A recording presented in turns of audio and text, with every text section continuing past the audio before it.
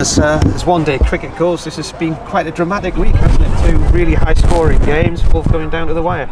Yeah, no, really exciting games. I think anybody who's been watching those last two games will have said that they've seen some fantastic cricket. Pretty nerve-tingling cricket, but cricket which a lot of the lads can learn a lot from.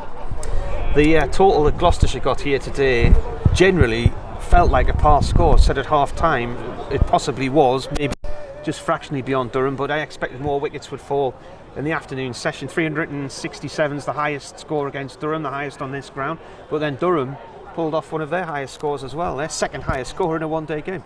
Yeah, I mean that was we came off that first innings feeling like we'd actually done a pretty good job in the end, and we found that we had a really good chance of chasing that down on what was a fantastic cricket pitch today. And I think the way we went about it, we were really positive, and we got very, very close. I mean, Paul Coughlin had a fantastic innings at the end, which got us very, very close. I'm just trying to remember how many runs were needed when he came out, but he had a sort of I'm not going to die wondering attitude, didn't he, and got you nearly over the wire. Yeah, he did, but he did that in a way which was just a very good cricket innings. He played proper shots, strong shots down the ground, and he gave himself a chance of reaching that total, and that's what Paul's capable of.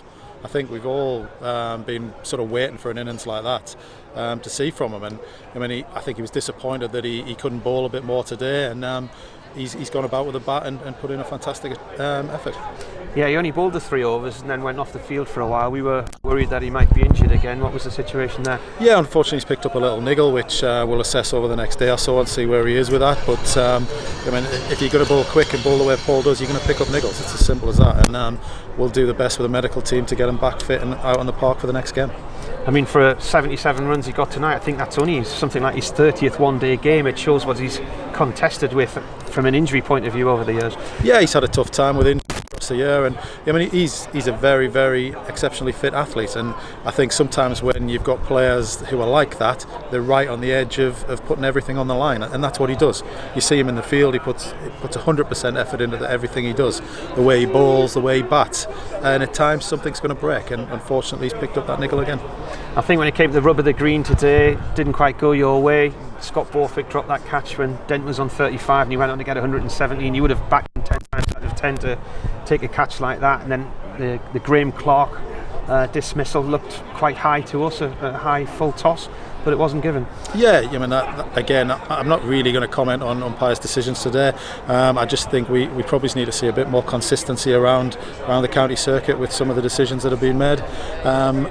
Scott drops a catch, nobody means to drop a catch, but I think in these skies, blue skies, it's something that's very difficult. We've seen that across all the games so far in this competition because we've had weather like this, which, got to be honest, in the northeast we don't normally get, but I think it's something we've got to practice. It's certainly areas which we're trying to work on all the time, and I mean, across these 3 games we've really improved in quite a lot of areas, and I think this is a young group.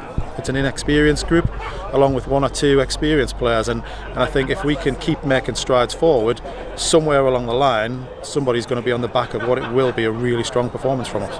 Well, Middlesex got 355 at Grantham today against Nottinghamshire. That's your next stop. It's an interesting one because you haven't played Notts there before. That one was rained off 2 or 3 years ago, so it's a ground, I know you played against Lincolnshire there recently, but it's a ground that you'll not be familiar with in terms of playing another county side and not really knowing what would be a good score there and what wouldn't be. Yeah, we've got a bit of information from that Lincolnshire game. We know what we're going to play on and what the outfield is like, what the dimensions are like, so we'll forge some plans over the next day or so going into that game and see what side we're going to put out for that. Generally it's quite a dry pitch, so we'll have a look at what that means to us, and we'll look to go out there and keep putting everything on the line and put a good performance in. Do you have much manoeuvrability bodies wise now? I know there's Luke Denethi and Mitchell Killeen in the background there. Any chance that there might be a bit of rotation coming up in the next few days? Yeah, look, we're still trying to win games of cricket, so we're going to put our best side out on the field. I'm sure at times we're going to have to look at bowlers and how much they've bowled, workloads, have a look at where Cogs is with his niggle, see what the rest of the squad's like, and these lads may get a chance. Yeah, that's what this competition's all about. You look around the country, you see teams playing at the moment, and there's a lot of young players getting opportunities, and that's the great thing about this competition. Just go for me, that's okay. Tom McIntosh came in there and played a Jim Villa innings and just showed that he's got the maturity and composure to play at this level, even at a young age. Yeah, without a doubt. I mean, we know what Tom McIntosh is all about. That's why he came into our championship side. He's very accomplished with the gloves and very accomplished with the bat, as we've seen today. He's an exciting young talent and one that I'm sure we'll see a lot more of. And exposure to these situations is only going to help him really in the long term. Without a doubt. I mean, this competition, like I've just explained to Mark there, is a learning platform, and I think these young lads get exposed into high performance games there where they're chasing down a big total, which they may never get the opportunity to do. He's now banked that and has got the opportunity to put that into practice should that happen again. And go back to the Somerset game, Ollie Gibson got the other side of the coin. He obviously bowled well, but then had to come back and get hit from 4-6. I mean, what's that experience like for him? He's taken 3 wickets again today. Yeah, without a doubt. I mean, that's something which you can't practice, that type of experience. And for Ollie to show the nerve to come back from being belted for the 4-6s to bowl that last over and get us over the line shows a lot of character. And I think that's something that here up at Durham we're very proud of the characters that we put out on the field. And I think all of these games that they're playing in, win, lose, draw, is just building character. And it's something that's going to stand them in good stead for the future.